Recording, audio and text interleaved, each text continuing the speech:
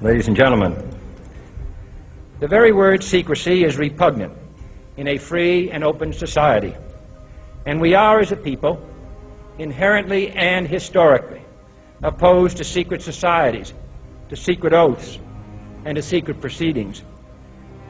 We decided long ago that the dangers of excessive and unwarranted concealment of pertinent facts far outweighed the dangers which are cited to justify it.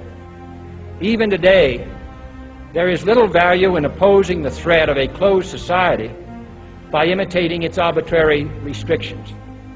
Even today, there is little value in ensuring the survival of our nation if our traditions do not survive with it.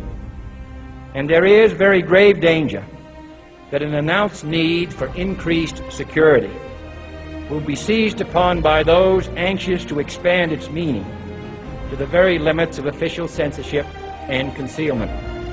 That I do not intend to permit to the extent that it's in my control. And no official of my administration, whether his rank is high or low, civilian or military, should interpret my words here tonight as an excuse to censor the news, to stifle dissent, to cover up our mistakes, or to withhold from the press and the public the facts they deserve to know. For we are opposed around the world by a monolithic and ruthless conspiracy that relies primarily on covert means for expanding its sphere of influence, on infiltration instead of invasion, on subversion instead of elections, on intimidation instead of free choice, on guerrillas by night instead of armies by day.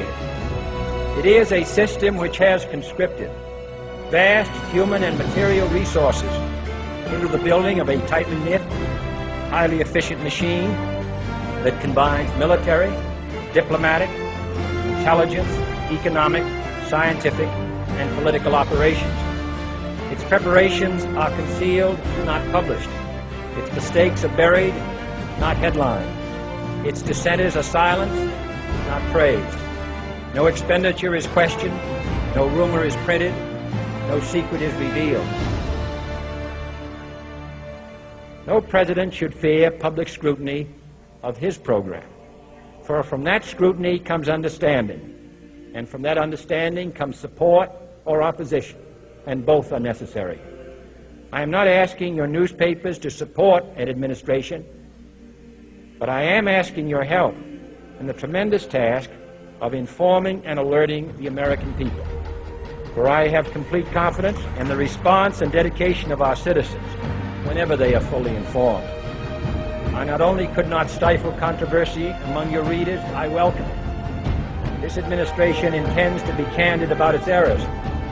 For as a wise man once said, an error doesn't become a mistake until you refuse to correct it.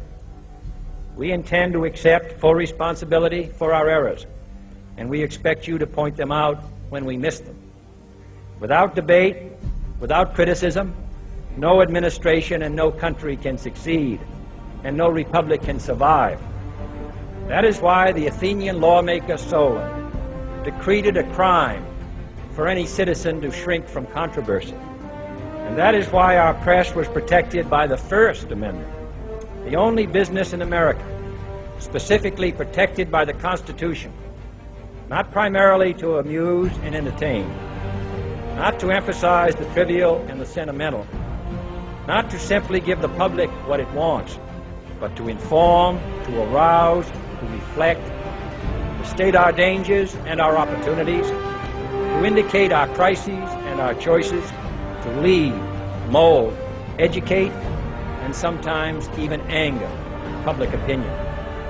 So it is to the printing press, to the recorder of man's deeds, the keeper of his conscience, the courier of his news, that we look for strength and assistance, confident that with your help, man will be what he was born to be, free and independent.